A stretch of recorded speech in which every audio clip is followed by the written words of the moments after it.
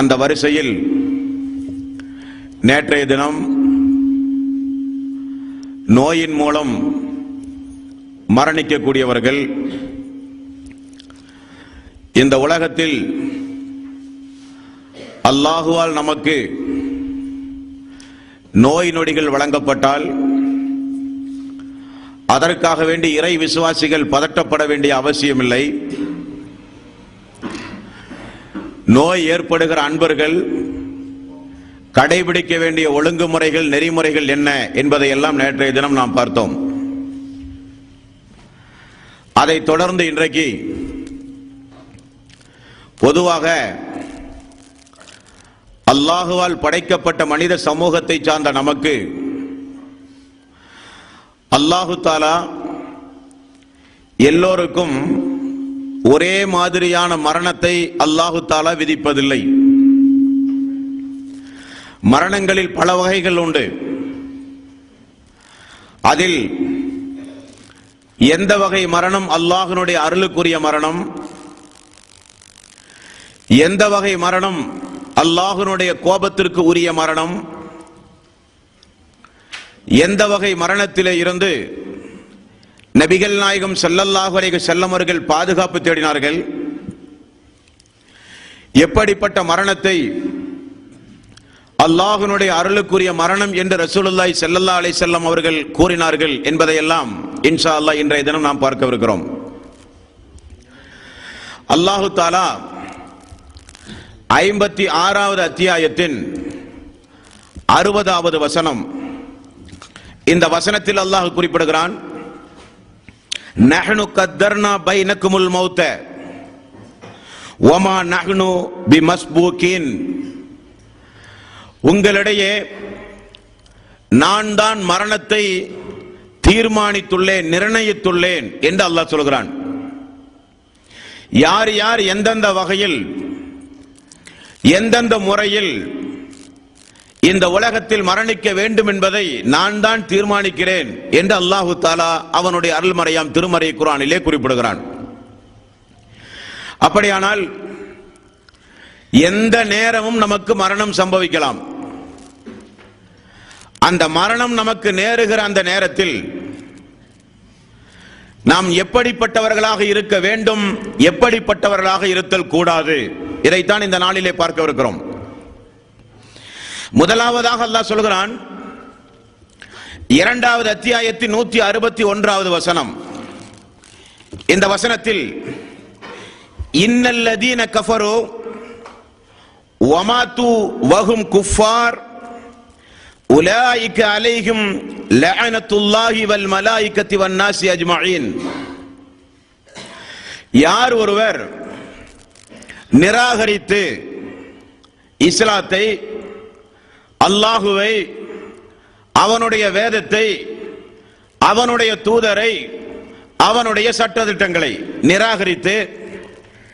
நிராகரித்த நிறையிலேயே யார் மரணிக்கிறார்களோ அவர்களை அல்லாஹு தாலா மேலும் வானவர்கள் இன்னும் மனிதர்களே இருக்கிற எல்லோரும் அவர்களை சபிக்கிறார்கள்.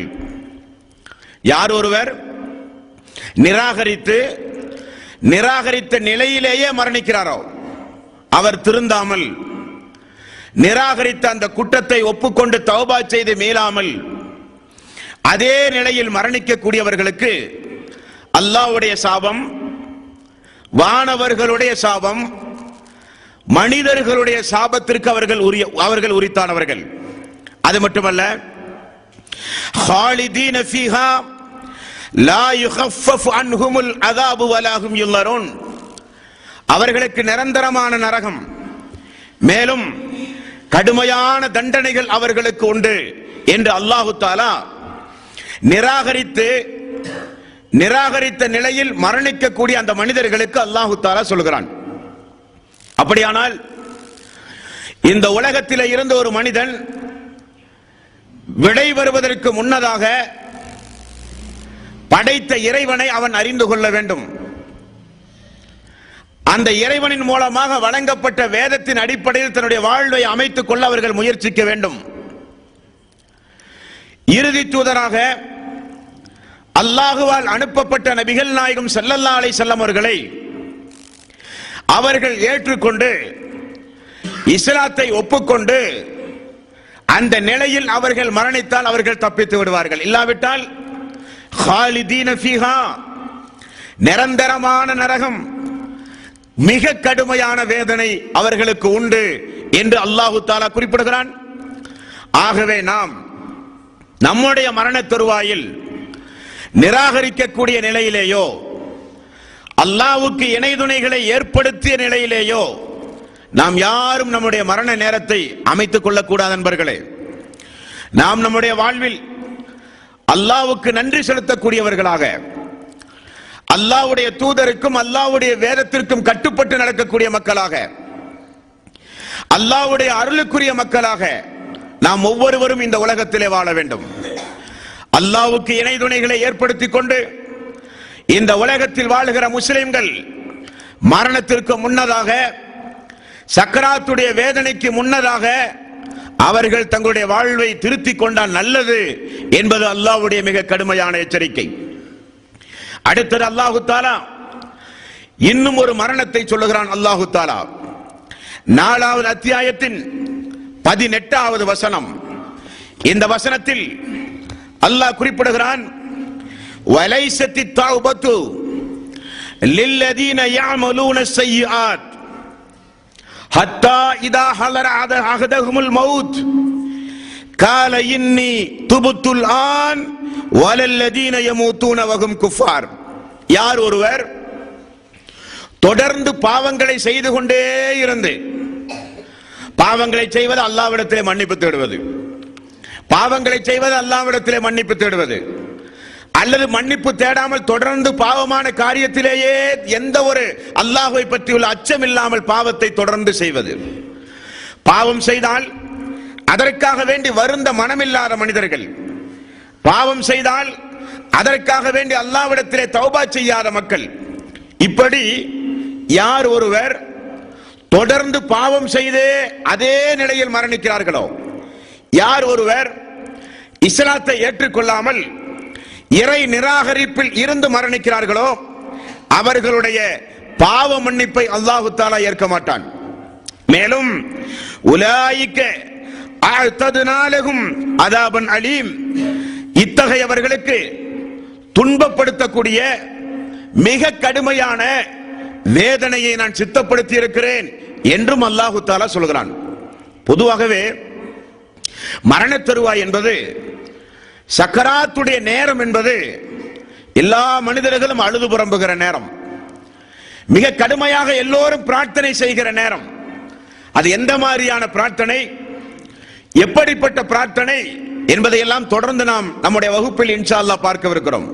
ஆனால் அல்லாஹ் சொல்கிறான், தொடர்ந்து பாவத்தை செய்து கொண்டே இருந்து ரஹ்மானை ஒரு விளையாட்டாக கருதி, படைத்த இறைவனை ஒரு கேலிக்குரியவனாக கருதி, படைத்த இறைவனின் மீது எந்த ஒரு அச்சமும் இல்லாமல் தொடர்ந்து இந்த உலகத்தில் அழிச்சாட்டியங்கள் புரிந்து பாவங்கள் செய்து பெரும்பாவங்கள் என்று அல்லாஹும் அல்லாஹ்வுடைய ரசூலும் எவைகளை எல்லாம் பட்டியல் போட்டு நமக்கு எச்சரித்தார்களோ அவைகளை எல்லாம் ஆடம்பரமாக, சுகபோக வாழ்வுக்காக, உலக இன்பத்திற்காக அவைகளை எல்லாம் இந்த உலகத்தில் செய்து தௌபா செய்யாமல் தொடர்ந்து பாவம் செய்து கொண்டே இருக்கிறார்களே, அவர்களுக்கு திடீரென இந்த மரணம் வரும் பொழுது அவர்களுடைய தௌபா ஏற்றுக்கொள்ளப்படாது. இறை நிராகரிப்பாளர்களுடைய தௌபா ஏற்றுக்கொள்ளப்படாது. தௌபாவினுடைய வாசல் அடைக்கப்படும். மேலும் அதே நிலையில் மரணிக்கக்கூடியவர்களுக்கு மிக கடுமையான வேதனைகளும் துன்பங்களும் உண்டு என்று அல்லாஹு தஆலா அவனுடைய அருள்மறையாம் திருமறை குர்ஆனிலே குறிப்பிடுகிறான். இது 2வது வகையான மரணம். அல்லாஹு தஆலா இந்த நிலைகளில் இருந்து நம்ம எல்லோரையும் அல்லாஹ் காப்பாற்ற வேண்டும். மேலும் நபிகள் நாயகம் ஸல்லல்லாஹு அலைஹி வஸல்லம் தன்னுடைய வாழ்வில் நிறைய பிரார்த்தனைகளை செய்திருக்கிறார்கள் நண்பர்களே. அந்த துஆவில் நஸஈ என்கிற நபிமொழி தொகுப்பில் 5436வது நபிமொழி. இந்த நபிமொழியில் நபிகள் நாயகம் ஸல்லல்லாஹு அலைஹி வஸல்லம் ஒரு 7 வகையான மரணத்திலே இருந்து அல்லாஹ்விடத்திலே பிரார்த்தனை தேடி இருக்கிறார்கள். அது எந்த 7 வகையான மரணம்? யா அல்லாஹ், உருண்டு விழுந்து மரணிப்பதை விட்டும் உன்னிடம் பாதுகாவல் தேடுகிறேன். உருண்டு விழுந்து கால் தடுக்கி மழையிலிருந்து எங்காவது உயர்வான ஒரு இடத்திலே இருந்து உருண்டு விழுந்து திடீரென மரணிப்பதை விட்டும் யா அல்லாஹ் உன்னிடம் நான் பாதுகாவல் தேடுகிறேன். அல்லாஹுவே, இடிபாடுகளில் சிக்கி பூகம்பம் ஏற்பட்டோ, சுவர் இடிந்து விழுந்தோ, வீட்டில் உறங்கிக் கொண்டிருக்கிறோம், திடீரென வீடே இடிந்து அந்த இடிபாடுகளில் சிக்கி மரணிப்பதை விட்டும் அல்லாஹுவே உன்னிடம் நான் பாதுகாவல் தேடுகிறேன். அல்லாஹுவே, நீரில் மூழ்கி மரணிப்பதை விட்டும் உன்னிடம் நான் பாதுகாவல் தேடுகிறேன். அல்லாஹுவே, தீயில் எரிந்து அந்த வேதனையோடு மரணிப்பதை விட்டும் உன்னிடம் நான் பாதுகாவல் தேடுகிறேன். வயோதிக காலத்தில் மூளை குழம்பி அல்லாஹுவை பற்றியோ இஸ்லாத்தை பற்றியோ பிரார்த்தனை செய்ய வேண்டும் என்கிற எண்ணத்தை பற்றியோ ஒண்ணுமில்லாமல் மூளை குழம்பி பைத்தியம் பிடித்த நிலையில் மரணிப்பதை விட்டும் யா அல்லாஹ் உன்னிடம் நான் பாதுகாவல் தேடுகிறேன். அல்லாஹுவே, போரின் பொழுது புறமுதுகு காட்டி ஓடி மரணிப்பதை விட்டும் பாதுகாவல் தேடுகிறேன். மேலும் விஷ ஜந்து கடித்து அந்த நிலையில் மரணிப்பதை விட்டும் பாதுகாவல் தேடுகிறேன். 7 வகையான மரணம்: உருண்டு விழுந்து மரணம், இடிபாடுகளில் சிக்கி மரணம், விஷஜந்தினுடைய தீண்டப்பட்டு மரணம், போரிலே இருந்து புறமுதுகு காட்டி ஓடி வருகிற பொழுது ஏற்படுகிற மரணம், நீரில் மூழ்கி உள்ள மரணம், தீயில் எரிந்து உள்ள மரணம், மேலும் விஷஜந்தால் தீண்டப்பட்ட உருண்டு விழுந்துள்ள மரணம். இப்படி 7 வகையான மரணத்தை நபிகள் நாயகம் ஸல்லல்லாஹு அலைஹி வஸல்லம் குறிப்பிட்டு, இந்த மரணங்களிலே இருந்து அல்லாஹுவே உன்னிடம் நான் பாதுகாவல் தேடுகிறேன் என்று குறிப்பிட்டார்கள். அப்படியானால் இந்த மரணம் எல்லாம் ரசூலுல்லாஹி ஸல்லல்லாஹு அலைஹி வஸல்லம் ஒரு கெட்ட மரணம் என்பதற்காக வேண்டி பாதுகாப்பு தேடினார்களா? இந்த வகையில் மரணிக்கக்கூடியவர்கள் எல்லாம் நரகத்திற்கு செல்லுவார்கள் என்பதற்காக வேண்டி ரசூலுல்லாஹி ஸல்லல்லாஹு அலைஹி வஸல்லம் பாதுகாப்பு தேடினார்களா? இந்த மரணம் எல்லாம் இந்த மரணத்திற்கு உரியவர்களுக்கு ஜனாசா தொழுகை இல்லை என்பதற்காக வேண்டி பாதுகாப்பு தேடினார்களா? இந்த மரணத்தில் உள்ளவர்கள் எல்லாம் சொர்க்கம் செல்ல முடியாது என்பதற்காக வேண்டி பாதுகாப்பு தேடினார்களா என்றால் இல்லை அன்பர்களே. இதெல்லாம் ஒரு மனிதனுக்கு வருகிற திடீர் மரணம். திடீர் மரணம் வருவதை நபிகள் நாயகம் ஸல்லல்லாஹு அலைஹி வஸல்லம் விரும்பாத காரணத்தினால்தான், அவர் அது குறித்து எந்த வகையிலும் விருப்பம் தெரிவிக்காத காரணத்தினால்தான் ரசூலுல்லாஹி ஸல்லல்லாஹு அலைஹி வஸல்லம் அது குறித்து பாதுகாப்பு தேடியுள்ளார்கள். உதாரணத்திற்கு, நபித்தோழரிடத்தில் ரசூலுல்லாஹி ஸல்லல்லாஹு அலைஹி வஸல்லம் கேட்டார்கள், ஷஹீதுடைய அந்தஸ்தில் உள்ள மரணம் எது என்று உங்களுக்கு தெரியுமா? வார்த்தையை பாருங்கள். திருமதி என்கிற புகாரி என்கிற நபிமொழி தொகுப்பிலும் திருமதி என்கிற நபிமொழி தொகுப்பிலும் இந்த நபிமொழிகளை பார்க்கலாம். ரசூலுல்லாஹி ஸல்லல்லாஹு அலைஹி வஸல்லம் பாதுகாப்பு தேடி அந்த பிரார்த்தனையில், அந்த மௌத்தில், புகாரியில் 2822வது நபிமொழி. இந்த நபிமொழியில் இன்னும் ஒரு துஆவில் இன்னொரு மௌத்திலே இருந்து ரசூல் ஸல்லல்லாஹு அலைஹி வஸல்லம் பாதுகாப்பு தேடினார்கள். அது என்ன மரணம்? யா அல்லாஹ், தள்ளாத வயதில் நான் மரணிப்பதை விட்டும். தள்ளாத வயதில் மரணிப்பதை விட்டும் என்றால் என்ன பொருள்? ஒரு சில வயது முதிர்ந்த நேரம் உண்டு. அந்த நேரத்தில் நாம் நம்முடைய தேவையே நிறைவேற்ற முடியாது. யாராவது உண்ண கொடுத்தால் தான் நம்மால் உண்ண முடியும். மலைஜலம் கழித்தால் கூட நம்மால் சுத்தம் செய்ய முடியாது. யாராவது வந்து நம்முடைய மகளோ நம்முடைய மகனோ நமக்கென்று உரிமைப்பட்டவர்களோ நமக்கு வந்து அந்த கழிவுகளை அகற்றினால் தான் நம்மால் சுத்தம் செய்ய முடியும். அந்த அளவுக்கு பலகீனம். அந்த பலகீனம் பிறருக்கெல்லாம் பாதிப்புக்குரிய பலகீனம். நம்மால் பிறருக்கெல்லாம் சங்கடம், கஷ்டம். குடும்பத்திலே வாழ்கிற மக்களுக்கு நாம் அப்படி ஒரு தள்ளாத வயதில் ஒரு வீட்டிலே இருந்தால் வீட்டில் உள்ளவர்களுக்கெல்லாம் சங்கடம், கஷ்டம். அப்படிப்பட்ட தள்ளாத வயதிலே இருந்து மரணிப்பதிலே இருந்து அல்லாஹுவே உன்னிடம் பாதுகாவல் தேடுகிறேன். ஏனென்றால் ரசூலுல்லாஹி ஸல்லல்லாஹு அலைஹி வஸல்லம் அதிக வயதுடைய மனிதர்களாக இந்த உலகத்தில் வாழ்ந்து மரணிக்க ரசூல் ஸல்லல்லாஹு அலைஹி வஸல்லம் மனிதர்களிலேயே சிறந்தவர்கள் என்றும் அல்லாஹ்வுடைய ரசூல் சொன்னார்கள். உதாரணத்துக்கு பாருங்கள், திருமதியில் 2282வது நபிமொழி. ரசூலுல்லாஹி ஸல்லல்லாஹு அலைஹி வஸல்லம் அவர்கள் சொல்கிறார்கள், மனிதர்களில் சிறந்தவர்கள் யார் தெரியுமா? மனிதர்களிலேயே மிக சிறந்தவர்கள் யார் தெரியுமா? யார் என்றால், யாருக்கு அல்லாஹு தாலா நீண்ட ஆயுளை கொடுத்து, யாருக்கு அல்லாஹு தாலா நீண்ட ஆயுளை கொடுத்து அந்த நீண்ட ஆயுளை பெற்று நல்ல அமல்கள் செய்து மரணிக்கிறார்களோ அவர்கள்தான் மனிதர்களிலேயே மிகச்சிறந்தவர்கள் என்றார்கள். மனிதர்களில் மிக மிக மோசமானவர்கள் யார் தெரியுமா? யாருக்கு அல்லாஹு தாலா நீண்ட ஆயுளை கொடுத்து அந்த வாய்ப்பை பெற்று அந்த வாய்ப்பை தீமை செய்வதற்காக வேண்டியே இந்த உலகத்தில் கழித்து மரணிக்கிறார்களே அவர்கள் மனிதர்களில் மிக மிக மோசமானவர்கள் என்று ரசூலுல்லாஹி ஸல்லல்லாஹு அலைஹி வஸல்லம் குறிப்பிட்டார்கள். அப்படியானால் நீண்ட காலம் வாழ்வதை அல்லாஹ்வுடைய ரசூல் தடுக்கவில்லை. நீண்ட காலம் வாழ்வதை தாண்டி தள்ளாத வயதில் பிறருக்கு சிரமம், நாமும் நம்முடைய தேவைகளை நிறைவேற்ற முடியாத ஒரு தள்ளாத வயது, இதிலிருந்து ரசூலுல்லாஹி ஸல்லல்லாஹு அலைஹி வஸல்லம் பாதுகாப்பு தேடினார்கள் என்பது அதனுடைய பொருள். இனி ஒரு நபிமொழியில் அல்லாஹ்வுடைய பாதையில் ஷஹீதுடைய அந்தஸ்தில் மரணிக்கக்கூடியவர்கள் யார் தெரியுமா என்று ரசூலுல்லாஹி ஸல்லல்லாஹு அலைஹி வஸல்லம் அவர்கள் கேட்டார்கள். இது அஹ்மத் என்கிற நபிமொழி தொகுப்பில் 21628வது நபிமொழி. அப்ப சஹாபாக்கள் சொன்னார்கள், யா ரசூலல்லாஹ், அல்லாஹ்வுடைய பாதையில் போரிட்டு மரணிக்கக்கூடியவர்கள் தானே ஷஹீதுடைய அந்தஸ்திற்குரியவர்கள் என்று சொன்னார்கள். ரசூலுல்லாஹி ஸல்லல்லாஹு அலைஹி வஸல்லம் திரும்ப கேட்டார்கள், போரிட்டு மரணிக்கக்கூடியவர்களுக்கு தான் ஷஹீதுடைய அந்தஸ்து என்றால் நம்முடைய சமூக மக்களில், நம்முடைய உம்மத்தில், எனது உம்மத்தில் அந்த அந்தஸ்துக்குரியவர்கள் மிக மிக குறைவானவர்கள் தானே இருப்பார்கள். ஏனென்றால் போரில் மரணிக்கக்கூடியவர்கள் தான் ஷஹீத் என்றால் ரசூல் ஸல்லல்லாஹு அலைஹி வஸல்லம் போரிட்டு மரணித்தவர் அல்ல, அபூபக்கர் சித்தீக் ரலியல்லாஹு அன்ஹு அவர்கள் போரிட்டு மரணித்தவர் அல்ல, அலி ரலியல்லாஹு அன்ஹு அவர்கள் போரிட்டு மரணித்தவர் அல்ல. எத்தனையோ நபிமார்களுக்கு அல்லாஹு தாலா போரில் பங்கு பெற்று மரணிக்கக்கூடிய வாய்ப்பை அல்லாஹ் கொடுத்திருக்கிறான். அது ஷஹீதுடைய அந்தஸ்து அல்ல.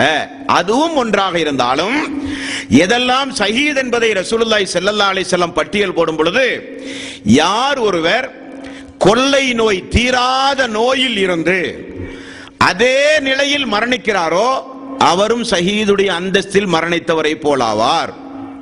யார் ஒருவருக்கு தொடர்ந்து வயிற்றுப்போக்கு இருந்து வயிற்று வலியினால் துன்பப்பட்டு அவதிப்பட்டு வேதனைகளையும் கஷ்டங்களையும் பொறுமையோடு சகித்துக் கொண்டு அதே நிலையில் யார் மரணிக்கிறாரோ அவருக்கும் ஷஹீதுடைய அந்தஸ்து என்று ரசூலுல்லாஹி ஸல்லல்லாஹு அலைஹி வஸல்லம் கூறினார்கள்.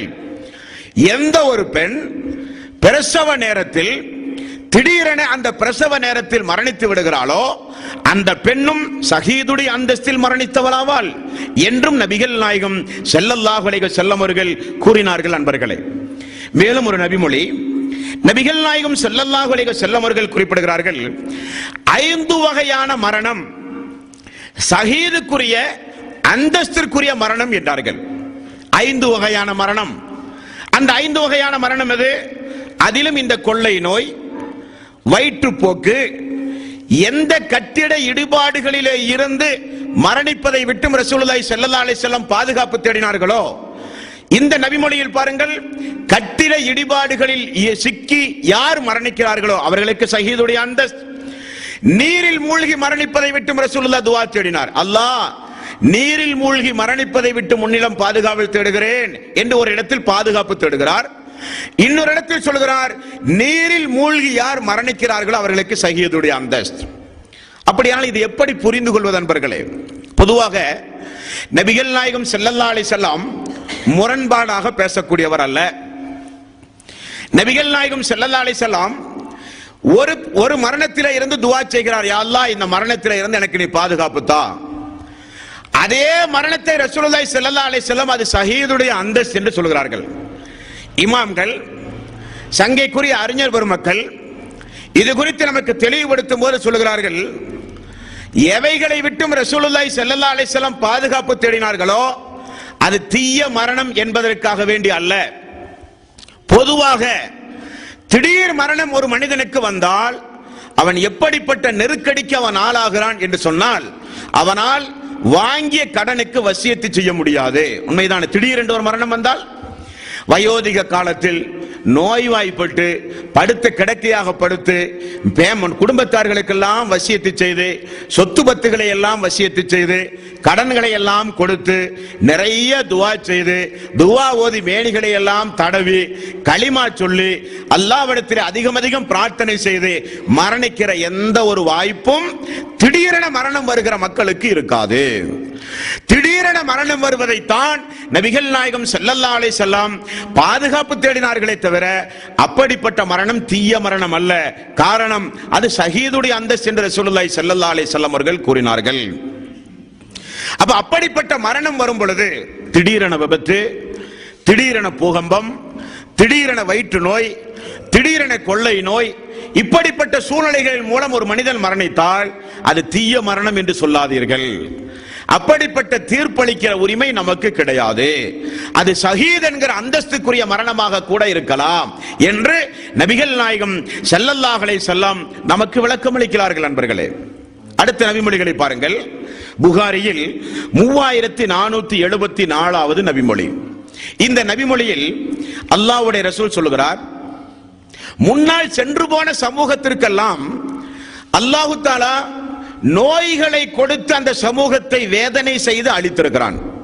நோய்களின் மூலம் தீராத நோய், அந்த மக்கள் எல்லாம் நிம்மதியை இழந்து தூதருக்கு மாறு செய்து இறை கட்டளையை புறக்கணித்த காரணத்தினால் அந்த மக்களுக்கு அல்லாஹு தஆலா தீராத நோய்களை கொடுத்து அந்த மக்களை அல்லாஹு தஆலா அழித்திருக்கிறான், வேதனை செய்திருக்கிறான் என்றெல்லாம் பார்க்கிறோம்.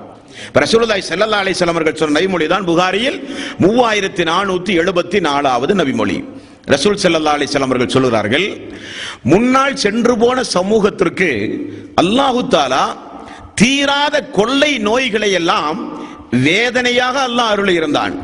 ஆனால் எனது சமூகத்திற்கு அல்லாஹு தஆலா அதை அவனுடைய ரஹமத்தாக அல்லாஹ் மாற்றிவிட்டான் என்று நபிகள் நாயகம் ஸல்லல்லாஹு அலைஹி வஸல்லம் கூறினார்கள்.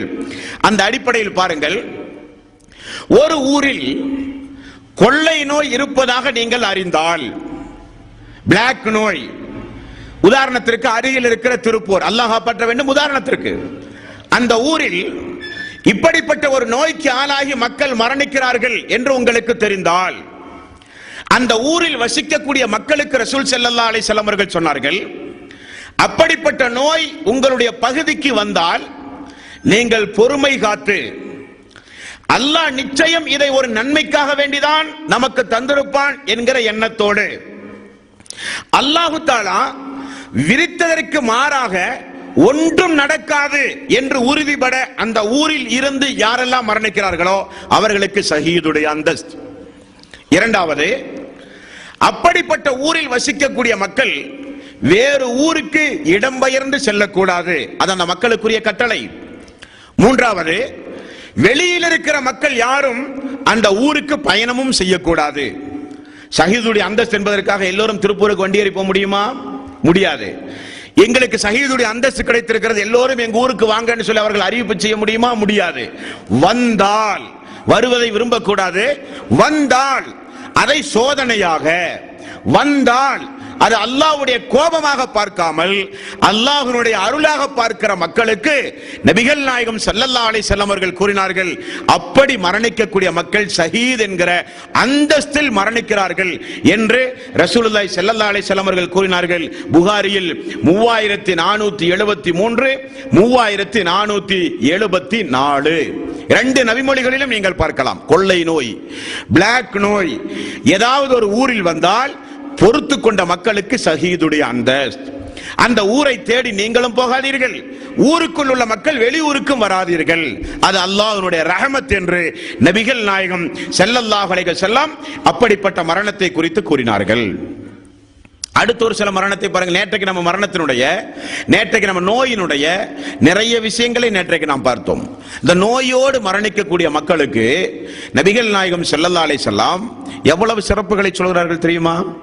ஒரு பெண்மணி, புகாரியில் 5652வது நபிமொழி, ஒரு பெண்மணி நபிகள் நாயகம் ஸல்லல்லாஹு அலைஹி வஸல்லம் இடத்திலே வந்து சொல்கிறார்கள், யா ரசூலல்லாஹ், எனக்கு காக்கா வலிப்பு நோய், வலிப்பு நோய் இருக்கிறதா இல்லவா? இந்த நோய் தீர அல்லாஹ்விடத்திலே நீங்கள் பிரார்த்தனை செய்யலாமே யா ரசூலல்லாஹ் என்று சொன்னார்கள். நபிகள் நாயகம் ஸல்லல்லாஹு அலைஹி வஸல்லம் அந்த பெண்ணிடத்தில் 2 சாய்ஸ் கொடுத்தார்கள். 2 வகையான வழிமுறைகளை தேர்ந்தெடுக்கிற உரிமையை அந்த பெண்ணுக்கு ரசூல் ஸல்லல்லாஹு அலைஹி வஸல்லம் அவர்கள் சொன்னார்கள். பெண்ணே, நான் துஆ செய்தால் அல்லாஹ் பொருந்திக் கொண்டால் நிச்சயம் இந்த வலிப்பிலிருந்து, இந்த நோயிலிருந்து நீங்கள் குணமடையலாம்.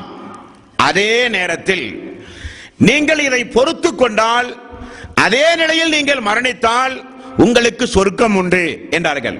உடனே அந்த பெண்மணியை பாருங்கள், யா ரசூலல்லாஹ், எனக்கு சொர்க்கம் வேண்டும், நான் பொறுத்துக் கொள்கிறேன், எனக்கு சொர்க்கம் வேண்டும். இந்த கஷ்டத்தின் மூலம், இந்த துன்பத்தின் மூலம், இந்த வேதனையின் மூலம் அல்லாஹ் தஆலா என்னை சோதிக்கிறான் என்று நீங்கள் சொன்னால் நான் பொறுமை காக்க தயார், எனக்கு சொர்க்கம் தான் வேண்டும் யா ரசூலல்லாஹ். அதே நேரத்தில் வலிப்பு வரும் பொழுது, வீதியிலே நான் எங்காவது ஒரு இடத்தில் வலிப்பு வரும் பொழுது நான் கீழே விழுந்து விடுகிறேன், ஆடை எல்லாம் விலகி விடுகிறது. ஆடை விலகுகிற பொழுது நான் என்னுடைய மானத்தை இழக்க வேண்டிய சூழ்நிலை ஏற்படுகிறது. ஆடை விலகாமல் இருக்க துஆ செய்யுங்கள் யா ரசூலல்லாஹ். செய்கிறேன் என்றார்கள். அந்த பெண்மணி பொறுமை காத்தார்கள். அந்த பெண்மணி அந்த நோயிலிருந்து நிவாரணம் அடைந்தார்கள். அந்த பெண்மணியை மதீனத்து தோழர்கள் பார்க்கிற பொழுதெல்லாம் இது சொர்க்கத்திற்குரிய பெண்மணி என்று பாராட்டி சீராட்டி சொன்ன சம்பவத்தை ஹதீசுகளிலே பார்க்கிறோம். நபிகள் நாயகம் ஸல்லல்லாஹு அலைஹி வஸல்லம் வாழ்ந்த காலத்தில் நேற்றைக்கு நாம் நிறைய நபிமொழிகளை பார்த்தோம். நோய்வாய்ப்பட்ட மக்களை நேரடியாக சென்று அவர்களுக்காக வேண்டி பிரார்த்தனை செய்திருக்கிறார்கள். நோய்வாய்ப்பட்ட மக்கள் சங்கடப்படுகிற பொழுது ரசூலுல்லாஹி ஸல்லல்லாஹு அலைஹி வஸல்லம் பதட்டப்பட வேண்டிய அவசியம் இல்லை. இது அல்லாஹ்வுடைய ரஹ்மத், பாவங்கள் மன்னிக்கப்படுகின்றது, பொறுமை காத்தால் சொர்க்கம் உண்டு என்றெல்லாம் ரசூலுல்லாஹி ஸல்லல்லாஹு அலைஹி வஸல்லம் நோய்வாய் ஏற்படும் பொழுது இறை விசுவாசிகள் பதட்டப்பட வேண்டிய அவசியம் இல்லை என்று வலியுறுத்தி கூறிய நிறைய நபிமொழிகளை நீங்கள் பார்க்கலாம். அடுத்து பாருங்கள், அல்லாஹ்வுடைய ரசூல் சொல்கிறார், யார் ஒருவர் தான் சம்பாதித்த சொத்து ஹலாலான அடிப்படையில், தன்னுடைய பொருளாதாரம், தான் சம்பாதித்த பொருளாதாரம் யாரையும் பாதிப்புக்குள்ளாக்கியோ, ஏமாற்றியோ, மோசடி செய்தோ, பிறரை வஞ்சித்தோ, பிறருடைய உரிமையை பறித்தோ அல்ல, நேர்மையாக நான் சம்பாதித்த பொருளாதாரம், அந்த பொருளாதாரத்தை யாராவது பறிக்க வந்தால், ரசூலுல்லாஹி ஸல்லல்லாஹு அலைஹி வஸல்லம் அவர்கள் கூறினார்கள், அந்த பொருளாதாரத்தை யாராவது உங்களிடமிருந்து பிடுங்க வந்தால், அந்த பிடுங்குகிற நேரத்தில் ஏற்படுகிற தகராறில் நீங்கள் மரணித்தால் உங்களுக்கு ஷஹீதுடைய அந்தஸ்து. நபிகள் நாயகம் ஸல்லல்லாஹு அலைஹி வஸல்லம் அவர்கள் கூறினார்கள். அதே போல ஒரு மனிதன் தன்னுடைய மானத்தை காக்க போரிட்டு மரணித்தால் ஷஹீதுடைய அந்தஸ்து. ஒரு மனிதன் தன்னுடைய உயிரை காக்க போரிட்டு மரணித்தால் ஷஹீதுடைய அந்தஸ்து. நபிகள் நாயகம் ஸல்லல்லாஹு அலைஹி வஸல்லம் அரஃபா பேருரை, லட்சோப லட்ச மக்கள் குழுமி நிற்கின்ற அந்த நேரத்தில் அல்லாஹ்வுடைய ரசூல் இந்த உயிர், இந்த பொருளாதாரம், இந்த மானம், இவைகளை குறித்து மக்களுக்கு அல்லாஹ்வுடைய ரசூல் சொன்னார்கள். மக்களே, நீங்கள் தெரிந்து கொள்ளுங்கள், இது எந்த மாதம் தெரியுமா? ரசூலுல்லாஹி ஸல்லல்லாஹு அலைஹி வஸல்லம் கேள்வி போட்டு, தெரியுமா, இதற்கு என்ன விளக்கம் என்று உங்களுக்கு புரியுமா, இப்படி கேட்டால் தெரிந்தாலும் சஹாபாக்கள் மௌனம் சாதிப்பார்கள். என்ன காரணம்? திடீரென வஹி வந்து வேற ஏதாவது புதிய சட்டம் ரசூலுல்லாஹி ஸல்லல்லாஹு அலைஹி வஸல்லம் அவர்கள் மூலமாக நமக்கு கிடைக்குமோ என்பதற்காக வேண்டி சஹாபாக்கள் சொல்வார்கள். அல்லாஹ்வும் அல்லாஹ்வுடைய ரசூலுமே அறிந்தவர்கள். சஹாபாக்களுக்கு தெரியாதா அது எந்த மாசம் என்று? துல்ஹஜ் மாசம். ரசூலுல்லாஹி ஸல்லல்லாஹு அலைஹி திரும்ப கேட்டார்கள், இது எந்த இடம் என்று தெரியுமா? எல்லோருக்கும் தெரியும், அது அரஃபா என்று. எல்லாரும் சொல்கிறார்கள், அல்லாஹ்வும் அல்லாஹ்வுடைய ரசூலுமே அறிந்தவர்கள். நபிகள் நாயகம் ஸல்லல்லாஹு அலைஹி வஸல்லம் அவர்கள் சொன்னார்கள், இந்த மாதம் துல்ஹஜ் மாதம் எப்படி புனிதமானதோ, இந்த அரஃபா பெருவழி எப்படி புனிதமானதோ, புனிதமிக்க கௌபா எப்படி புனிதமானதோ, அதே போல உங்களுடைய சகோதரர்களுடைய பொருளாதாரம் உங்களுக்கு புனிதமானது, அவர்களுடைய ரத்தம் உங்களுக்கு புனிதமானது, அவர்களுடைய மானம், அவர்களுடைய தன்மானம் பாதுகாப்பது உங்களுக்கு புனிதமானது என்று ரசூலுல்லாஹி ஸல்லல்லாஹு அலைஹி வஸல்லம் அவர்கள் கூறினார்கள். ஆகவேதான் அதற்கு ஒரு களங்கம் ஏற்படும் பொழுது, அந்த பொருளாதாரத்தை இழக்க வேண்டிய ஒரு சூழ்நிலை ஏற்படும் பொழுது, யாராவது பறிக்கவோ திருடவோ கொள்ளையடிக்கவோ முயற்சி செய்யும் பொழுது, அதற்காக வேண்டி போராடி முயற்சி செய்து நீங்கள் மரணத்தை தழுவினால் பதட்டப்பட வேண்டிய அவசியம் இல்லை, அது ஷஹீதுடைய அந்தஸ்து என்று நபிகள் நாயகம் ஸல்லல்லாஹு அலைஹி வஸல்லம் அவர்கள் கூறினார்கள். அன்பர்களே, மேலும் நபிகள் நாயகம் ஸல்லல்லாஹு அலைஹி வஸல்லம் அவர்கள் சொன்னார்கள், மார்க்கத்திற்காக போராடுகிறவன் அல்லாஹ்வுடைய பாதையில் போரிட்டு மரணித்தவனை போல் ஆவான்.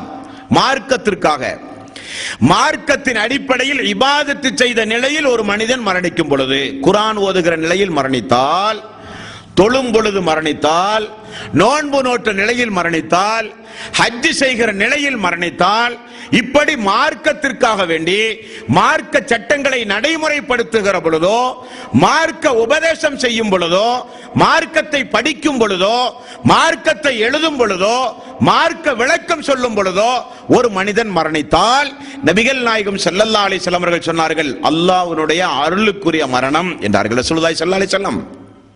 உதாரணத்திற்கு, நீங்கள் இஹ்ராமுடைய நேரத்தில் இஹ்ராமுடைய ஆடை அணிந்து நீங்கள் மரணித்தால், ரசூலுல்லாஹி ஸல்லல்லாஹு அலைஹி வஸல்லம் காலத்தில் ஒட்டகத்திலே இருந்து கீழே விழுந்து இஹ்ராமுடைய நிலையில் ஒரு மனிதர் மரணித்து விடுகிறார். நபித்தோழர் நபிகள் நாயகம் ஸல்லல்லாஹு அலைஹி வஸல்லம் அவர்கள் சொன்னார்கள், இவரை குளிப்பாட்டுங்கள், கபனிடும் பொழுது தலையை மறைக்காதீர்கள்.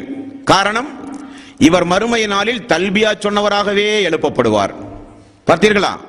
ஒரு இபாதத்துடைய நிலையில் மரணிக்கும். இதற்கெல்லாம் ஒரு அடிப்படை உண்டு, அது கடைசியில் இன்ஷா அல்லாஹ் பார்ப்போம். மேலோட்டமாக இந்த செயல்பாடுகள் எல்லாம் நல்ல நல்ல செயல்பாடுகள். நாகர்கோவிலில் நம்முடைய ஜம்மியத் அஹ்லில் குர்ஆன் வல் ஹதீஸ் அமைப்பினுடைய தலைமையகத்தில் நடந்த ஒரு அதிசய சம்பவத்தை பாருங்கள். ஃபஜ்ர் நேரத்தில் திறந்து பாங்கு சொல்லுகிற உரிமை அண்டை வீட்டில் இருக்கிற ஒரு பெரியவருக்கு கொடுக்கப்பட்டது. அவர்தான் எப்பொழுதும் அதிகாலை பொழுதே வந்து பள்ளி எல்லாம் கூட்டி சுத்தமிட்டு லைட் எல்லாம் போட்டு மோட்டார் போட்டு தண்ணி எல்லாம் உதவி செய்கிறவர்களுக்கு ஏற்பாடு செய்து அதற்குரிய எல்லா பொறுப்பும் அவருக்கு தான் கொடுக்கப்பட்டிருந்தது. அவர் அதே போல ஒரு நாள் எல்லா ஏற்பாடுகளையும் செய்து சஃபிலே அத்தஹியாத்திலே அமர்ந்து கொண்டிருக்கிறார். எல்லா மக்களும் வந்து சுன்னத்தெல்லாம் தொழுது இக்காமத்து கொடுப்பதற்கு நேரம் வந்தவுடன் போய் தட்டுகிறார்கள். அதே நிலையில் மரணித்து விட்டார். இப்படிப்பட்ட மரணங்கள். இனி பாருங்கள், முஸ்லிம் என்கிற நபிமொழி தொகுப்பு வெளியே வந்திருக்கிறது, 4 பாகம். நாமெல்லாம் ஒரு 1000 ரூபாய் செலவழித்தால் அந்த நபிமொழி தொகுப்பு நம்முடைய வீடுகளுக்கு வந்துவிடும். ஆனால் அவரை பற்றி ஒரு சிறிய ஒரு குறிப்பு. இமாம் முஸ்லிம் யார் தெரியுமா? புகாரி ரஹ்மத்துல்லாஹி அலைஹி அவர்களுடைய புகாரி ஹதீஸ் என்று சொல்லுகிறோமே, அவருடைய மாணவர் தான் இமாம் முஸ்லிம் ரஹ்மத்துல்லாஹி அலைஹி. இவர் 1100 ஆண்டுகளுக்கு முன்னால் வாழ்ந்த மிகப்பெரிய சங்கைக்குரிய மிகப்பெரிய ஒரு இமாம். புகாரி இமாம் இடத்தில் பாடம் படித்திருந்தாலும் ஹதீஸ் துறையில் மிகப்பெரிய அளவில் தேர்ச்சி பெற்றார். ஈராக், சவுதி அரேபியா, எகிப்து போன்ற பல இடங்களுக்கும் சுற்றித் திரிந்து ஹதீசுகளை திரட்டி வரக்கூடிய சமூகத்திற்கு ரசூலுல்லாஹி ஸல்லல்லாஹு அலைஹி வஸல்லம் உடைய பொன்மொழிகளை பாதுகாத்து வழங்க வேண்டும் என்பதற்காக வேண்டி வாழ்க்கையை அர்ப்பணித்த ஒரு மிகப்பெரிய தியாகி. இவருடைய வாழ்க்கை குறிப்பு உங்களுக்கு தெரியுமா? இவர் எப்படி மௌத்தா போனார் என்று? சுப்ஹானல்லாஹ். சமீபத்தில் தான் நானும் கேட்டறிந்தேன். மிகப்பெரிய ஒரு ஆச்சரியம். அல்லாஹு தாலா அவருடைய கபருடைய வாழ்வை, மறுமையுடைய வாழ்வை பெரிய அளவில் அல்லாஹு தாலா வெற்றியாக அமைத்துக் கொடுக்க நாம் எல்லாம் பிரார்த்தனை செய்ய கடமைப்பட்டிருக்கிறோம். அந்த இமாம் மரணிப்பதற்குள் அல்லாஹு தாலா நமக்கு வழங்கிய இந்த மார்க்கத்திற்கு எதையாவது ஒன்றை செய்துதான் மரணிக்க வேண்டும். வெறுமனே மரணிக்க கூடாது. அது மிகப்பெரிய துரோகம். இந்த மார்க்கத்திற்கு செய்கிற துரோகம், வருகிற தலைமுறைக்கு செய்கிற துரோகம். நான் முஸ்லீம் என்றால், இஸ்லாத்தை ஏற்றுக்கொண்டால் எதையாவது ஒன்றை இந்த இஸ்லாத்திற்கு செய்யாமல் நான் மரணிக்கவே கூடாது. ஒன்று படிக்க வேண்டும், படித்த மார்க்கத்தையாவது குறைஞ்சபட்சம் மக்களுக்கு சொல்ல வேண்டும், அல்லது வருகிற தலைமுறை பயனுள்ள வகையில் எதையாவது ஒன்றை செய்யாமல் மரணித்தால் அது மிகப்பெரிய துரோகம். ஆகவே தன்னுடைய 15 ஆண்டு காலத்தை, எத்தனை வருஷம்? 15 ஆண்டு காலத்தை இந்த சங்கைக்குரிய இமாம் 3 லட்சம் ஹதீஸை திரட்டுவதற்கு செயல்படுத்தி இருக்கிறார். 3 லட்சம் ஹதீஸ். நமக்கெல்லாம் இப்ப எவ்வளவு வயசாச்சு? 42, 40, 45, 50 எவ்வளவு வயதுடையவர்கள் இருக்கிறோம். நம்மெல்லாம் எத்தனை ஹதீஸ குறைஞ்சபட்சம் தெரிஞ்சிருப்போம்? குர்ஆன் ஓத தெரியுமா நம்மில் யாருக்காவது? தெரியாது. காரணம், ஒரு பொடும்போக்கு. தெரிஞ்சு என்ன செய்ய போறோம்? ஓதி என்ன செய்ய போறோம்? பொடும்போக்கு. அது மிகப்பெரிய தவறு அன்பர்களே. இது நம்முடைய மார்க்கத்திற்கு நாம் செய்கிற மிகப்பெரிய துரோகம். இது நம்முடைய கடமை. அல்லாஹ்வுடைய வேதத்தை கற்றுக்கொள்வது நம்முடைய கடமை. இந்த இமாமை பாருங்கள், 15 ஆண்டு காலத்தை 3 லட்சம் ஹதீஸை திரட்டுவதற்காக வேண்டிய செலவிட்டு 3 லட்சம் ஹதீசுகளையும் சேகரித்து தன்னுடைய ஆசிரியர் இமாம் புகாரி அவர்கள் சொல்லுகிற நபிமொழிகளையும் கேட்டுணர்ந்து கடைசியில் யூதர்களுடைய ஊடுருவல், பொய்யான தகவல், இட்டுக்கட்டப்பட்ட செய்தி அனைத்தையும் அவர் களைந்து இந்த சமூகத்திற்கு 5770 நபிமொழிகளை மிக சுத்தமாக வழங்கியவர் இமாம் முஸ்லிம். அவருடைய மரணம் எப்படிப்பட்ட மரணம்? முஸ்லிம் ஹதீஸை பார்த்தீங்கன்னு சொன்னாலே அந்த கித்தாவை பார்த்தா உங்களுக்கு கொஞ்சம் வித்தியாசம் தெரியும். எப்படின்னா, திருமதி இமாம், புகாரி இமாம், நசை இமாம் இவங்களுடைய ஹதீஸை தொகுத்து வழங்கிய பாடத்திட்ட முறைகளை பார்த்தால் ஒலுவுக்கு பிறகு பாங்கு, பாங்குக்கு பிறகு சுத்தம், சுத்தத்துக்கு பிறகு தொழுகை, தொழுகைக்கு பிறகு ஜக்காத், இப்படித்தான் பாட அமைப்பு முறை. ஆனா முஸ்லிம் ஹதீஸை பார்த்தீங்கன்னு சொன்னா கொஞ்சம் வித்தியாசமா தான் இருக்கும், கொஞ்சம் முன்பின்னா இருக்கும். என்ன காரணம்? பாடத்திட்டத்தை அமைப்பதற்கு முன்னதாகவே அந்த இமாம் இறந்து போய்விட்டார், பின்னால் வந்தவர்கள் தான் பாடத்திட்டத்தை அமைத்தார்கள் என்பது கூடுதலான ஒரு குறிப்பு. ஆனால் பேரிச்சம்பழத்தை அருகிலே வைத்து திரட்டப்பட்ட நபிமொழிகளை சிந்தித்துக் கொண்டு இந்த நபிமொழி ரசூலுல்லாஹி ஸல்லல்லாஹு அலைஹி வஸல்லம் எதற்காக வேண்டி சொல்லியிருப்பார் என்று ஆய்வு செய்து கொண்டிருக்கும் பொழுதே உயிர் போன ஒரு மிகப்பெரிய ஒரு இமாம் தான் இமாம் முஸ்லிம் ரஹ்மத்துல்லாஹி அலைஹி. அவருடைய கிதாபில் இருக்கிற ஒரு ஹதீஸ் என்னைக்காவது நாம் படிச்சிருப்போமா? படிச்சிருக்க மாட்டோம். அது காசு கொடுத்து வாங்கி வீட்டில் இருக்கக்கூடிய குடும்பத்தார்களுக்கு எடுத்து சொல்லியிருப்போமா? சொல்லியிருக்க மாட்டோம். ஏன் நான் இதை சொல்லுகிறேன் என்றால், நபிகள் நாயகம் ஸல்லல்லாஹு அலைஹி வஸல்லம் மார்க்கத்திற்காக வேண்டி உழைத்த நிலையில் ஒரு மனிதன் மரணிக்கும் பொழுது அவனுக்கு ஷஹீதுடைய அந்தஸ்து, அல்லாஹ்வுடைய பாதையில் போரிட்டு மரணித்த அந்த ஷஹீதுடைய அந்தஸ்து என்று ரசூலுல்லாஹி ஸல்லல்லாஹு அலைஹி வஸல்லம் அவர்கள் சொன்னார்கள். உங்களுக்கு தெரியுமா? மறுமை நாளில் நரகத்திற்கு அல்லாஹு தஆலா ஹராமாக்கிய ஒரு சில மனித உறுப்புகள் உண்டு. நரகத்திற்கு ஹராமாக்கிய மனித உறுப்பு எது? சுஜூத் செய்யும் பொழுது அந்த சுஜூதின் மூலம் நெற்றியில் ஏற்படுகிற தழும்பு நரக நெருப்பு தீண்டாது. நரக நெருப்புக்கு அல்லாஹு தஆலா ஹராமாக்கி இருக்கிறான்.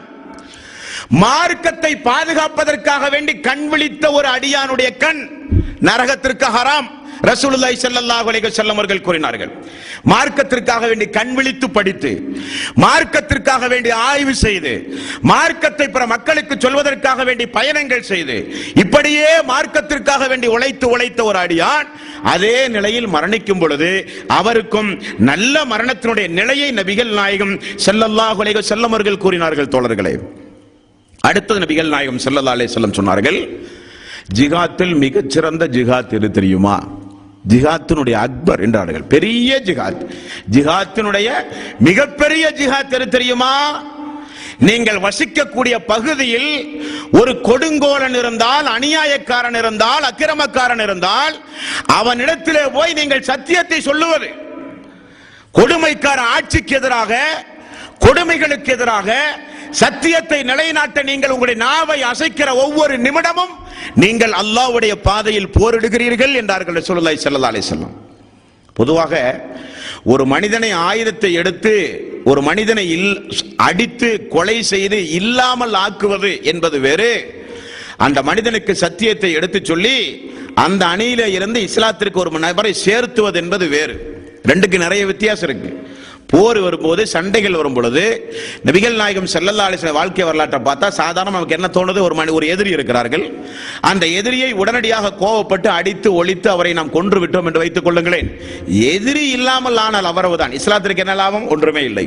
ஆனால் நாவை பயன்படுத்தி சத்தியத்தை எடுத்து சொல்லி அந்த எதிரியை இல்லாமல் ஆக்கி அவருக்கு இஸ்லாத்தை எடுத்து சொல்லி அவரை அழைத்தால் எதிரியும் இல்லாமல் ஆகிறார், இஸ்லாத்திற்கும் ஒரு மனிதர் கிடைக்கிறார். ஆகவேதான் நபிகள் நாயகம் ஸல்லல்லாஹு அலைஹி வஸல்லம் கொடுமைக்கார அரசனுக்கு முன்னால் சத்தியத்தை எடுத்து சொல்லி அந்த நேரத்தில் மரணிக்கக்கூடியவருக்கு ஷஹீதுடைய அந்தஸ்து என்று ரசூலுல்லாஹி ஸல்லல்லாஹு அலைஹி வஸல்லம் பட்டியல் போட்டு நமக்கு சொன்னார்கள். அன்பர்களே, இவைகளெல்லாம் பண்புகள் சம்பந்தப்பட்ட விஷயம், முக்கியமா நீங்கள் தெரிந்து கொள்ளணும். உதாரணத்துக்கு யாராவது நீரில் மூழ்கி மரணித்தால் நாம முடிவு செய்து விடக்கூடாது. இஸ்மாயில் தண்ணீரில் விழுந்து மரணித்தார், ஆகவே அவருக்கு ஜனாசா ஷஹீதுடைய அந்தஸ்து நாம முடிவு செய்யக்கூடாது. நபிகள் நாயகம் ஸல்லல்லாஹு அலைஹி வஸல்லம் செயல்பாடுகளுக்குத்தான் இந்த சிறப்பு என்று சொன்னார்களே தவிர செயல்பாடுகளுக்குரிய நபர்களுக்கு அந்த சிறப்பா என்றால் அல்லாஹ்வை தவிர அது யாரும் அறிய முடியாது. ரெண்டுக்குள்ள வித்தியாசத்தை நீங்க புரிஞ்சு கொள்ளணும். தொழுதால் தொழுகையின் கூலி என்ன? சொர்க்கம். தொழுகிற முஸ்தபாவுக்கு சொர்க்கம் என்று சொல்ல முடியுமா? முடியாது. காரணம், செயல் நல்ல செயலை செய்கிறார், செய்கிற பொழுது உள்ளம் எப்படி இருந்தது நமக்கு தெரியாது, அல்லாஹ் ஒருத்தனுக்கு தான் தெரியும். ஏன்? இன்னமல் அமாலு பின்னியா, எண்ணங்கள் எல்லாம் செயல்பாடுகளை பொறுத்து தான் என்று ரசூலுல்லாஹி ஸல்லல்லாஹு அலைஹி வஸல்லம் அவர்கள் கூறினார். உங்களுக்கு தெரிந்த நபிமொழி இந்த தலைப்புக்கு பொருத்தமாக இருக்கும் என்பதற்கு நினைவுபடுத்துகிறேன், அவ்வளவுதான். மறுமை நாளில் அல்லாஹு தாலா 3 மனிதனை அல்லாஹ் கொண்டு வருகிறான். அவர்கள் எல்லாம் யார்? ஒரு மனிதர் குர்ஆனை ஓதி மக்களுக்கு போதித்தவர், சொந்த பணத்தை எல்லாம் வாரி வாரி சமூகத்திற்கு செலவு செய்தவர், அல்லாஹ்வுடைய பாதையில் போரிட்டு மரணித்தவர். அல்லாஹு தாலா கேட்கிறான், உன்னுடைய உயிரை எப்படி மாய்த்துக் கொண்டாய்? அல்லாஹ்வே உன்னுடைய பாதையில் போரிட்டு நான் மாய்த்தேன். அல்லாஹ் சொல்கிறான், உன்னுடைய செயல் உண்மைதான், போரிட்டது இறந்ததெல்லாம் உண்மைதான்.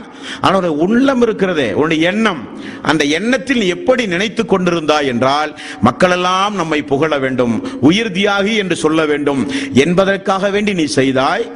எந்த மக்களுக்காக வேண்டி செய்தாயோ அந்த மக்கள் இதோ இங்கே நிற்கிறார்கள், அவர்களிடத்திலே போய் அந்த நன்மையை பெற்றுக்கொள், உனக்கு மறுமையில் இந்த நாளில் உனக்கு எந்த நன்மையும் அல்ல என்று சொல்லி ஷஹீதுடைய அந்தஸ்தில் இந்த உலகத்தில் மரணித்தான் என்று நாமெல்லாம் பெருமைப்பட்ட மனிதனை அல்லாஹ் நரகத்திற்கு அழைத்து செல்கிறான். பார்த்தீர்களா? அப்படியானால் மனிதர்களை தீர்மானிக்கிற உரிமை நமக்கு அல்ல, செயல்களை தீர்மானிக்கலாம். அடுத்தது பாருங்கள், இந்த உலகத்தில் மரணிக்கிறார்கள், எத்தனையோ பேர் மரணிக்கிறார்கள். வெளித்தோற்றத்தில் இவர் சொர்க்கவாசி என்று முடிவு செய்கிற அதிகாரத்தை ரசூலுல்லாஹி ஸல்லல்லாஹு அலைஹி வஸல்லம் நமக்கு ஏதாவது தந்திருக்கிறார்களா? வெளித்தோற்றத்தில் நாம முதல்ல இதுவரை நம்ம பார்த்துட்டு செயல்பாடுகள், நீரில் மூழ்கி, இடிபாடுகளில் சிக்கி, போரில் மரணித்து, இதெல்லாம் செயல்பாடுகள் சம்பந்தப்பட்டது. செயல்பாடல்ல. ஒரு மனிதர் மரணித்து கிடக்கிறார், பார்த்த உடனேயே இவர் சொர்க்கவாசியாக இருக்கலாம், சொர்க்கவாசிக்குண்டான அந்தஸ்து உண்டு என்று நினைப்பதற்குண்டான வழிமுறை நெறிமுறைகளை ரசூலுல்லாஹி ஸல்லல்லாஹு அலைஹி வஸல்லம் ஏதாவது சொல்லி இருக்கிறார்களா என்றால், திருமதி நசீ போன்ற நபிமொழி தொகுப்பிலே பார்க்க முடிகிறது. ஒரு அடியான் அவர் மரணித்து அவருடைய நெற்றியில் வியர்வை துளி இருந்தால் அவர் சொர்க்கவாசி என்று தெரிந்து கொள்ளுங்கள் என்று நபிகள் நாயகம் ஸல்லல்லாஹு அலைஹி வஸல்லம் அவர்கள் கூறினார்கள். மரணித்த மனிதனுடைய நெற்றியில் வியர்வை துளி அடையாளமாம். நபிகள் நாயகம் ஸல்லல்லாஹு அலைஹி வஸல்லம் அவர்கள் சொன்னார்கள், அது ஒரு அடையாளம். அடுத்தது அல்லாஹ்வுடைய ரசூல், ஒரு மரணம், அது நல்ல மரணம், நல்ல மரணம், அல்லாஹ்வுடைய அருளுக்குரிய மரணம் என்று நாம் சிறிது முடிவெடுப்பதாக இருந்தால் ரசூலுல்லாஹி ஸல்லல்லாஹு அலைஹி வஸல்லம் அவர்கள் சொன்னார்கள், யார் ஒருவர் மரணிக்கின்ற நேரத்தில் அவருடைய கடைசி வார்த்தை ஷஹாதத்தாக இருந்தால், அஷ்ஹது அல்லா இலாஹ இல்லல்லாஹ் அஷ்ஹது அன்ன முஹம்மதர் ரசூலுல்லாஹ் என்று சொன்ன நிலையில் யார் ஒருவர் மரணிக்கிறாரோ அவர் கடைசியில் எப்படியாவது சொர்க்கம் செல்வார். ரசூலுல்லாஹி ஸல்லல்லாஹு அலைஹி வாசகத்தை பாருங்கள், அவர் எப்படியாவது சொர்க்கத்திற்கு செல்வார். அவர் செய்த பாவத்திற்காக வேண்டிய தண்டனை அல்லாஹ் நாடி கொடுத்தாலோ, பாவங்கள் மன்னிக்கப்பட்டாலோ சொர்க்கம் உறுதி. ரசூலுல்லாஹி ஸல்லல்லாஹு அலைஹி வஸல்லம் அவர்கள் கூறினார்கள். அப்ப உங்களுக்கு எல்லாம் ஒன்று தெரியும், மௌத்தா போற நேரத்தில் லா இலாஹ இல்லல்லாஹ் சொல்றதெல்லாம் பெரிய விஷயமா? இப்படிதான் நமக்கெல்லாம் தோணும். பெரிய விஷயம்தான் அன்பர்களே. காரணம், சொர்க்கம் பெரிய விஷயம். அதை அல்லாஹு தாலா கொடுக்க யாருக்கு நாடுறானோ அவர்களைத்தான் அல்லாஹு தாலா அந்த கலிமாவையே சொல்ல வைப்பான். காரணம், உலகத்தில் வாழும் பொழுது அந்த கலிமா என்னாண்டே தெரியாது. அந்த கலிமாவுக்கு எதிராக நடந்து அந்த கலிமா என்ன, ஃபஅலம் அன்னஹு லா இலாஹ இல்லல்லாஹ், வணக்கத்திற்கு தகுதியானவன் அல்லாஹ் ஒருவனை தவிர யாருமில்லை என்பதை படியுங்கள் என்று அல்லாஹு தாலா 47வது அத்தியாயத்தில் அல்லாஹ் குறிப்பிடுகிறான். அந்த அல்லாஹுவை குறித்து படிக்காமல், கலிமா என்னவென்று தெரியாமல், எதற்காக வேண்டி இந்த ஷஹாதத்து கலிமா சொல்லி உலகத்தில் வாழுகிறோம் என்பதை புரியாமல், அந்த கலிமாவுக்கு எதிராக அல்லாஹ்வுக்கு இணை துணைகளை ஏற்படுத்திக் கொண்டு உலகத்தில் வாழ்ந்து மரணித்து என்னால் கலிமா சொல்ல முடியும் என்றால் அல்லாஹ் விடுவானா? நிச்சயம் அல்லாஹ் ரப்பல் ஆலமீன் விட மாட்டான். காரணம், அதை நீங்கள் சொன்னால் அவன் சொர்க்கம் தருவதாக வாக்களிக்கிறான். அவன் நாட வேண்டும். அந்த நேரத்தில் குடும்பமே நின்று கதறும். அந்த நேரத்தில் அப்பா லா இலாஹ இல்லல்லாஹ் சொல்லுங்க, லா இலாஹ இல்லல்லாஹ் சொல்லுங்க, கலிமா சொல்லுங்க, குடும்பமே பதறும், நாவு வராது, அல்லாஹு தாலா சொல்ல வைக்க விட மாட்டான். அப்படிப்பட்ட நிலையிலே இருந்த அல்லாஹ் நாம் எல்லோரையும் காப்பாற்ற வேண்டும் என்பர்களே. ஷஹாதத்து சொன்ன நிலையில், துஆ செய்த நிலையில், பிரார்த்தனை செய்த நிலையில் நாம் ஒவ்வொருவரும் அந்த மரண நேரத்தில் நம்முடைய உயிர் பறிக்கப்படுவதை விரும்ப வேண்டும் என்பர்களே. நிறைய பேர் சொல்லுவார்கள், இதெல்லாம் போக இந்த கிழமையில் மரணித்தால் சொர்க்கம், இந்த இடத்தில் மரணித்தால் சொர்க்கம் என்றெல்லாம் நிறைய சொல்லுவார்கள். அதற்கு ஒரு சில அடிப்படையும் உண்டு. என்ன அடிப்படை? அவைகள் எல்லாம் சரியான நபிமொழிகள் அல்ல, பலகீனமான செய்தி. இந்த சம்பவத்திற்கு தொடர்பு இருக்கிற காரணத்தினால் நீங்கள் தெரிந்து கொள்ள கடமைப்பட்டிருக்கிறீர்கள். யார் ஒருவர் வெள்ளிக்கிழமை மரணிக்கிறாரோ அவர் நிச்சயம் சொர்க்கம் செல்லுவார் என்று நபிகள் நாயகம் ஸல்லல்லாஹு அலைஹி வஸல்லம் அவர்கள் சொன்னதாக திருமதியில் 994வது ஒரு நபிமொழி உண்டு. அந்த நபிமொழி ஏற்கத்தக்கதல்ல, அது பலகீனமான செய்தி. அதேபோல் பாருங்கள், ஜும்மாவுடைய நாளில் யார் ஒருவர் பகல் நேரத்தில் மரணிக்கிறாரோ அவர் நிச்சயம் கபர் வேதனை இல்லாமல் அவர் மறுமை நாளை அல்லாஹ்வை சந்திப்பார் என்கிற செய்தி அஹமத் என்கிற நபிமொழி தொகுப்பிலே உண்டு.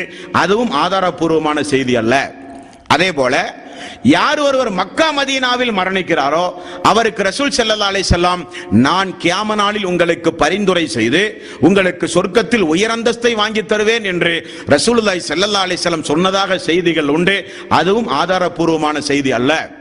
யார் ஒருவர் பைத்துல் முகத்தஸில் மரணிக்கிறாரோ அவர் வானத்தில் மரணித்தவரை போராவார் என்று ரசூல் ஸல்லல்லாஹு அலைஹி வஸல்லம் அவர்கள் சொன்னதாக இட்டுக்கட்டுப்பட்டு சொல்லப்பட்ட செய்திகள் உண்டு. அதுவும் நம்பத்தகுந்த செய்தி அல்ல என்பதை உங்களுடைய கவனத்தில் நீங்கள் பதிவு செய்து கொள்ள வேண்டும். அப்படியானால் இன்றைய தினம் நாம் பார்த்த இத்துணை நபிமொழிகளிலிருந்து நமக்கு கிடைக்கக்கூடிய பாடம் என்ன நண்பர்களே? எந்த நேரமும் நம்முடைய உள்ளத்தில் கசடுகள் இல்லாமல், பொறாமை இல்லாமல், வஞ்சக எண்ணம் இல்லாமல், அல்லாஹ்வுக்கு எதிராக சிந்திக்கின்ற எண்ணம் இல்லாமல், அல்லாஹ்வுக்கு கட்டுப்பட்டு நடக்கின்ற உள்ளம் உடையவர்களாக 24 மணி நேரம் நம்முடைய வாழ்வை நாம் அமைத்துக் கொள்ள வேண்டும். காரணம், நபிகள் நாயகம் ஸல்லல்லாஹு அலைஹி வஸல்லம் அவர்கள் சொன்ன ஒரு செய்தி முஸ்லிம் என்கிற நபிமொழி தொகுப்பில் 3869வது நபிமொழி. அந்த நபிமொழியை பார்த்தால் உங்களுக்கு சட்டென தெரிந்துவிடும். என்ன சொல்கிறார்கள்? ஒரு இறை விசுவாசி அவர் எப்பொழுதும் மார்க்கத்தை பற்றியே சிந்தித்துக் கொண்டிருப்பார். ஷஹீதுடைய மரணம் வேண்டும் என்று விரும்பிக் கொண்டே இருப்பார். தன்னுடைய மரணம் அல்லாஹ்வுடைய அருளுக்குரிய மரணமாக வேண்டும் என்று அவர் எப்பொழுதும் எண்ணிக்கொண்டே இருப்பார். அந்த வாய்ப்பு தனக்கு கிடைக்காதா என்று ஆர்வத்தோடே இருப்பார். அந்த வாய்ப்பை எதிர்பார்த்து கொண்டே இருப்பார். அப்படிப்பட்ட ஒரு மனிதர் சாதாரணமாக இரவில் தூங்கச் சென்றார். தூக்கத்திலேயே அவருக்கு மௌத்து வந்து விட்டது என்றாலும் அவருக்கு ஷஹீதுடைய அந்தஸ்து. சாதாரணமான மௌத்துக்கு எப்படி ஷஹீதுடைய அந்தஸ்து? சாதாரணமான மௌத்துக்கு எப்படி அல்லாஹ் தஆலா ஷஹீதுடைய அந்தஸ்தை கொடுக்கிறான் என்றால் எண்ணத்தை தான் அல்லாஹ் தஆலா பார்க்கிறான். அதுதான் மிக முக்கியமாக நீங்கள் கவனிக்கப்பட வேண்டும். நம்முடைய எண்ணம் மிக மிக தூய்மையானதாக இருக்க வேண்டும். ஒரே ஒரு சின்ன ஒரு உதாரணம்.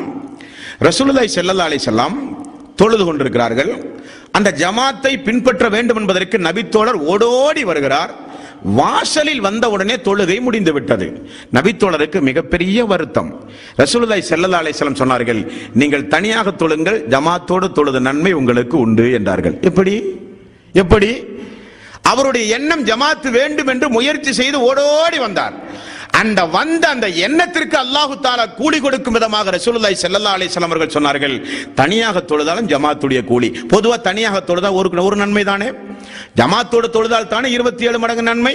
ஆனா ரசூலுல்லாஹி ஸல்லல்லாஹு அலைஹி வஸல்லம் அவர்கள் சொன்னார்கள், நீங்கள் தனியாக தொழுங்கள், உங்களுக்கு 27 மடங்கு கூலி என்றார்கள். ஆக இஸ்லாத்தின் அடிப்படை எண்ணம் நன்றாக இருக்க வேண்டும். எண்ணம் நல்ல நிலையில் இருந்து திடீரென மரணம் வந்தாலோ அல்லது தூங்குகிற நேரத்தில் மரணம் வந்தாலோ அல்லது மேற்சொன்ன அடிப்படையில் உங்களுக்கு மரணம் சம்பவித்தாலோ நிச்சயம் அல்லாஹ் தஆலா உங்களை கைவிட மாட்டான். உங்களுக்கு உயர்வான அந்தஸ்தை அல்லாஹ் அந்த மரணத்தின் மூலம் வழங்குவான் என்பதுதான் இஸ்லாத்தினுடைய யதார்த்தமான சத்தியமான அடிப்படை. அன்பர்களே, இனி மரண தருவாயை ஒரு அடியான் நெருங்கிவிட்டார். நோயின் மூலமோ சக்கராத்துடைய வேதனையின் மூலமோ குடும்பத்தார்கள், மருத்துவர்கள் இன்னும் கொஞ்சம் காலம்தான் வாழ்வார் என்று சொல்லுகிற அளவுக்கு உண்டான ஒரு நிலைப்பாடு யதார்த்தம் அதுதானே. அப்படி மரண தருவாய் நெருங்குகிற நேரத்தில் அவர் செய்ய வேண்டிய மிக மிக முக்கியமான ஒரு சில கடமைகள் உண்டு. மரண தருவாயில் அவருக்கு செய்ய வேண்டிய மிக முக்கியமான கடமை என்றும் உண்டு.